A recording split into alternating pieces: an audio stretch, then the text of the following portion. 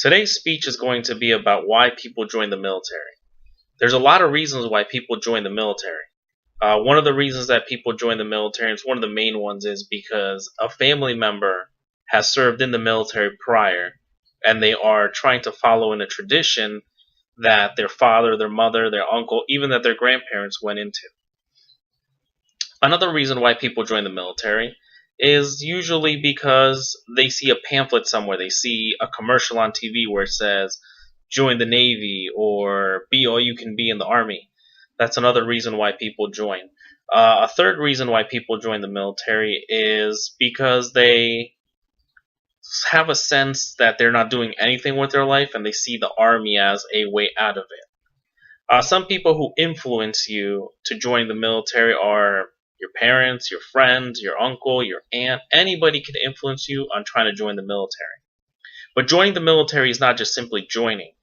Once you join, there are many steps that you have to take that people don't realize are that hard. Or they think it's easy, but they need to realize that it's a step and it's a process like a career choice like any other.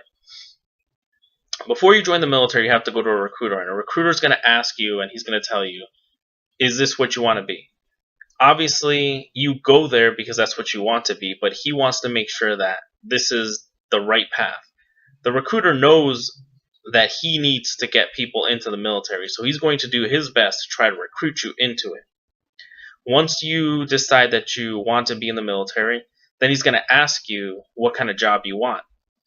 When you go in there, he's going to offer you an array of jobs, and then you can pick a couple. But before you're able to pick that, then you're going to go to take an ASVAB test. That ASVAB test is going to depend on what you are going to do in the military, or what the Army feels that you are qualified to do. So after you take this test, then he says, all right, these are all the options that are available to you. Then you're going to pick an option that you decide. Once you pick this option, then most likely it's going to be the needs of the Army. They're going to take you to a place called MEPS. It's called Military Entrance and Processing Station. In there, you're going to do health checks. You're going to do tests. They're going to give you shots. They're going to screen you to make sure that you are a qualified candidate for the military.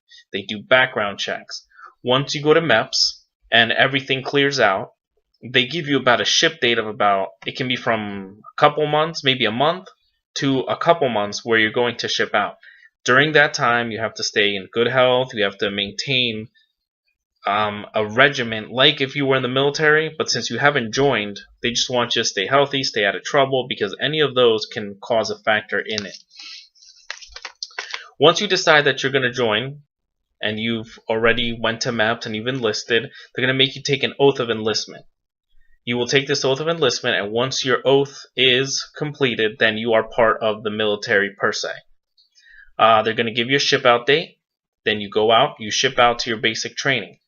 Once you're in basic training, the first week is in processing. You're going to go through, take a lot of shots. They're going to do a lot of tests. They're going to make sure that you are prepared for what's coming. After your first week, it's called the red phase. Once the red phase is complete, during this phase, you barely sleep, you barely shower, everything is rushed, and to see who panics, to see what person is not going to make it. After red phase, we have white phase, when the white phase consists of a little more training. You go to the field. There's not that much yelling. There isn't really that hustle and bustle as in during the red phase. And once you pass this white phase, you go on to a phase called green phase, where you're doing a lot of class work. You're treated more as a soldier, and you're giving certain privileges. If you do decide that this is for you and you've managed to pass all these phases, because once you're in, you can't get out, then you will have graduation. You will graduate, and after that, you will go back home for about 2 weeks. Then you're gonna go to your first duty station, which is basically what the Army wants you to go to.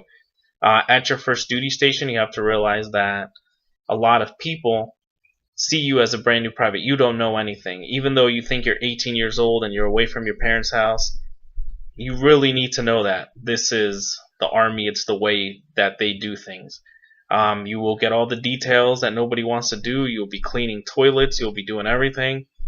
There's also going to be hostility between you, the new private, and someone that's been there for a while, because you basically have not proved yourself in the military. And all these things can be hard if you decided that the Army is for you. A lot of people can't handle it. A lot of people get kicked out, or they intentionally try to do something to get kicked out. I believe that once you're in your duty station, and I think I'm qualified because I was at 8 years, I was a staff sergeant, you have to decide if you want to make it a career. If you decide that this is a career and this is something that you want to do, the benefits are great. Health benefits, get to travel the world and everything.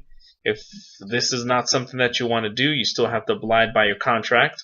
And no matter how much you get upset and you moan and this is not what you want to do, you signed a contract, you will be in the military.